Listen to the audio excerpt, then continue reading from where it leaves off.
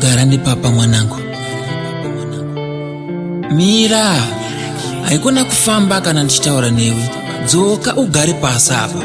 Mwanangu, haikona Mira! Omane, ashaka umasho. Mwanangu terera, haudi kuterera. Mangwana uchazochema, wapata moto. Ndamba kuuzwa, akaonekwa nembonje pahuma. Muramba kuuzwa, kwazo kupinza munate sirewa.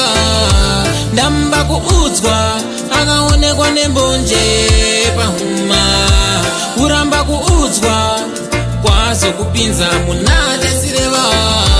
Naigaroti mwanangu terera, hasi iwe hauna kuterera.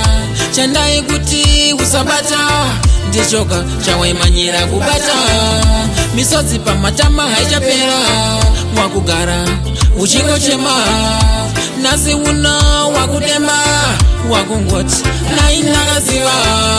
Ndamba kuuzwa, akaonekwa nembonje pahuma.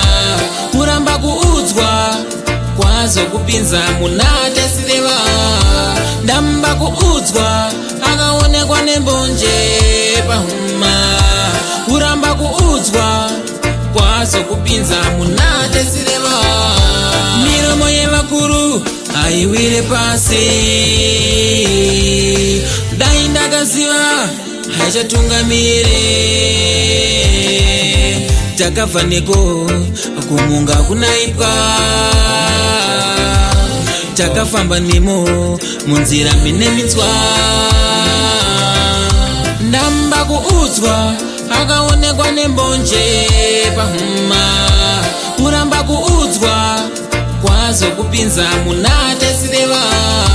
Ndamba kuuzwa, akaonekwa nembonje pahuma. Muramba kuuzwa, kwazo kupinza munate sirewa. Naigaroti mwanangu terera, hasi iwe hauna kuterera. Chandai kuti usabata, ndichoka chawaimanyira kubata. Misodzi pamatama haichapera, mwakugara uchingochema. Nasi uno wakudema, wakungoti nainakaziva. Ndamba kuuzwa, akaonekwa nembonje pahuma. Muramba kuuzwa, kwazo kupinza munate sirewa.